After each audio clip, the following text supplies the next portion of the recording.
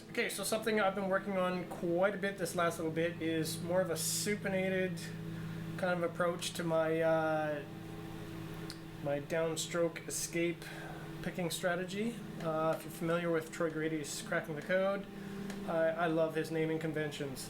Now that I understand them, they're awesome as far as the picking hand goes. So I'm a downstroke escape player, so that means that single escape, basically bury the pick under the string when it's an upstroke, and then escape on a downstroke. So the nice thing about 2 notes per string is it's even number of notes per string. So on paper, this should be easily achievable with a bit of elbow grease. Alternate picking. So starting with an upstroke, right, up down, up down, up down.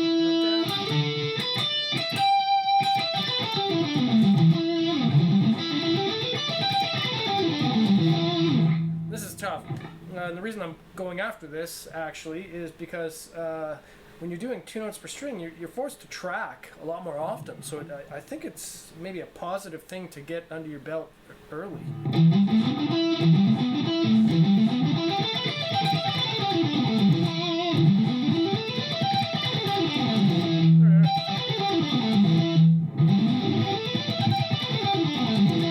I mean, it's not perfect. I'm getting there. Some of the things I'm working on to help me out with this is, of course, to sequence that scale. So do like a Zach Wilder or Eric Johnson or a Sean Lane type thing, where you kind of go up 3 strings, then back a string, up 3 strings, back a string. So E minor pentatonic, right?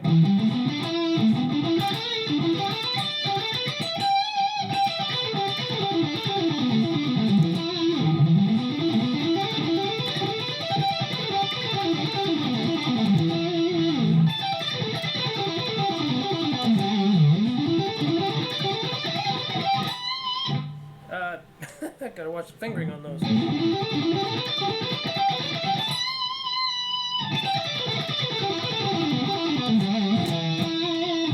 So much stuff to work on.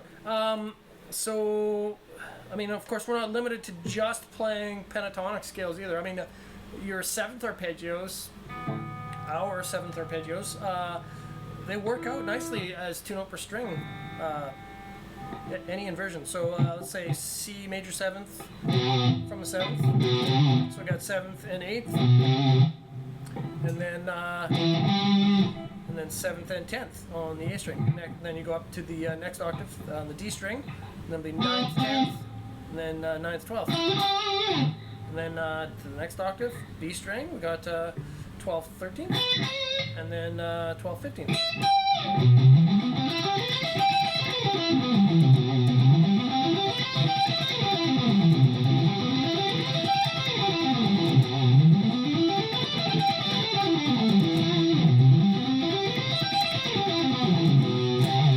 Sounds cool. That's a lot of fun to play.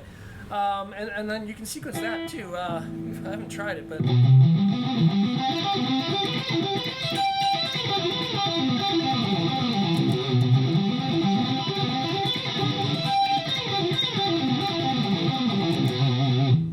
right. So I guess diminished 7th type thing would work too.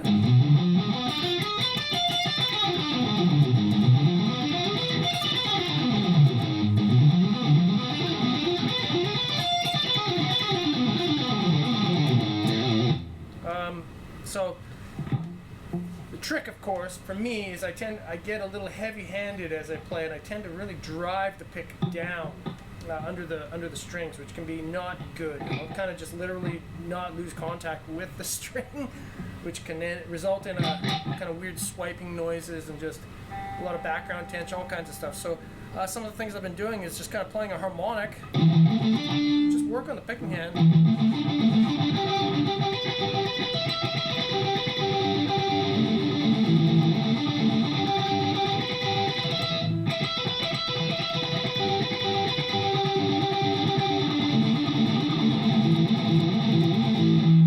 Just whatever I can think of, honestly.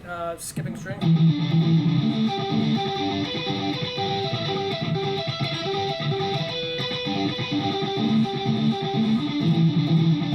And then, you know, when I'm actually playing like the, you know, like the scale, I could maybe limit myself to only two strings.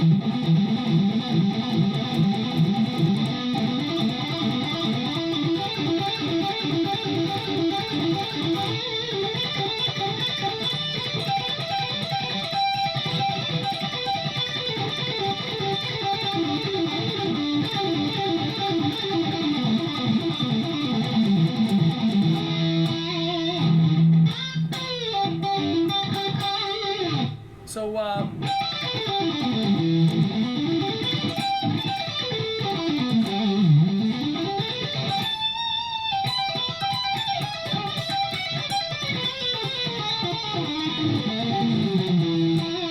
so then I'll also try to pepper it up with some different unusual things in between, you know, so I just kind of give myself a break from the monotony of just.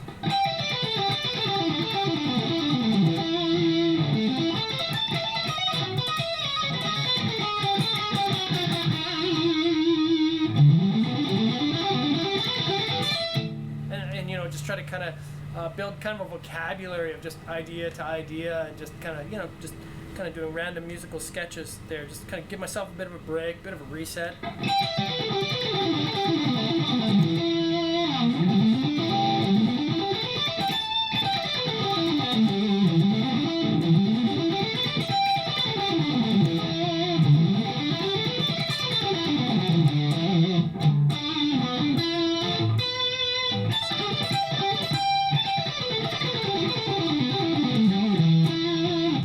Right? Just kind of mess around a little bit.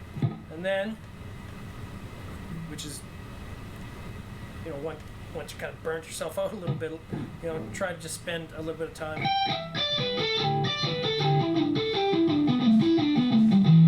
Just kind of maybe slow it down a little bit and just try to be a little sensitive with it.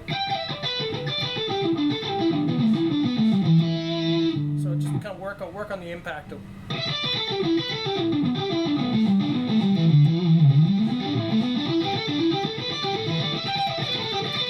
Trying really hard to make sure that I'm using the same motion.